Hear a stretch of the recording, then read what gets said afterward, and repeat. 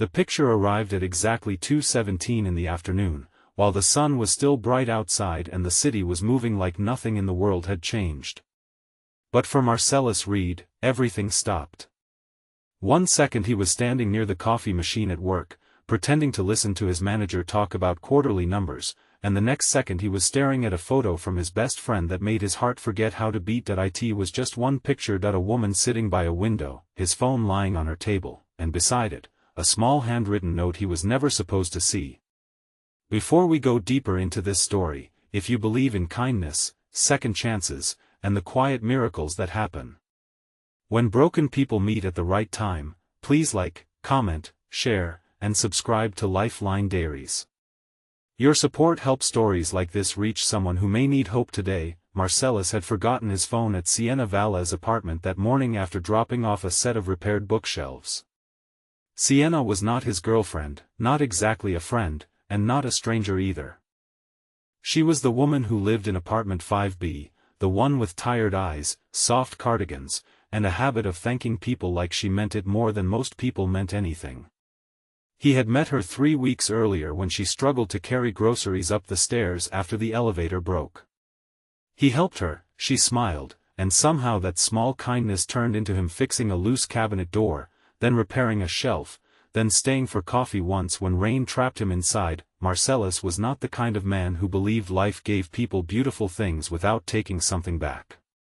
At 34, he had learned to survive by expecting little.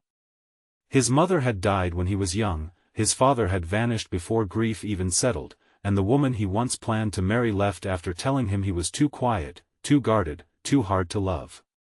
So he worked, paid bills, helped people when he could, and kept his heart folded away like an old letter no one wanted to read. Sienna was different, though he tried not to admit it. She had a way of making ordinary daylight feel gentle. Her apartment smelled like cinnamon tea and paper. She worked from home as an illustrator for children's books, though lately her work had slowed because her hands trembled whenever stress swallowed her. Her younger brother, Cairo, had recently been in a car accident, and most of her savings had gone toward his recovery. She smiled often, but Marcellus could see the sadness behind it, the kind that lived in a person's shoulders even when their mouth said they were fine. That morning, he had stopped by before work because Sienna's bookshelf had finally collapsed. It was daytime, golden and warm, with sunlight pouring through her curtains as he knelt beside scattered books and loose screws. She kept apologizing, and he kept telling her it was nothing. When he finished, she insisted on making him coffee. He stayed 5 minutes longer than planned, then 10, then 20, talking about old movies, childhood homes, and how strange it felt to become adults who still carried invisible wounds from people who never apologized. When he finally rushed out, he forgot his phone on the side table. He did not notice until nearly lunch. By then, his best friend Oren had already gone to Sienna's building for a delivery job nearby. Marcellus asked him to stop by and pick it up. Oren teased him for being forgetful, then sent the picture 15 minutes later. At first, Marcellus only noticed the phone. Then he saw Sienna sitting by the window in the background, not posing, not aware of the photo. She was holding a framed picture against her chest, her eyes red, her face turned slightly toward the sunlight. And on the table beside his phone was a note written in careful blue ink. I don't know why he is so kind to me, but when Marcellus leaves, the apartment feels empty again. Marcellus stared at those words until they blurred. The office noise faded. His chest tightened with something between fear and tenderness. He had spent years believing his presence did not matter, that people only noticed him when they needed something fixed, carried, paid for, or endured. But here was proof, quiet and accidental, that someone felt his absence. He left work early without knowing what he would say. On the bus ride across town, the picture stayed open in his hand. He zoomed in once, then hated himself for it, then looked again. The note was not meant for him. It was private. But the truth had already entered him, and there was no way to pretend he had not felt it. When he reached Sienna's building, daylight was spilling across the brick steps. Oren waited outside with the phone, unusually serious. He told Marcellus he had not meant to capture the note clearly, that he only wanted to show the phone was there, but then he noticed her crying and did not know what to do. Marcellus nodded, unable to speak. Upstairs, Sienna opened the door with surprise and embarrassment in her eyes. She had been crying, though she tried to hide it with a smile. She handed him his phone before he could ask. For a few seconds, they stood there in the doorway with all the unsaid things between them. Marcellus wanted to confess that he had seen the note. He wanted to ask if it was true. He wanted to tell her that her apartment felt different to him too, that the quiet moments with her had become the only part of his week he looked forward to. But fear rose inside him like a wall.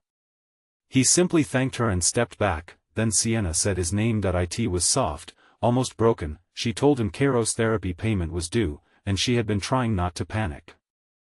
She was behind on work, behind on rent, behind on sleep, and she felt ashamed for even saying it aloud.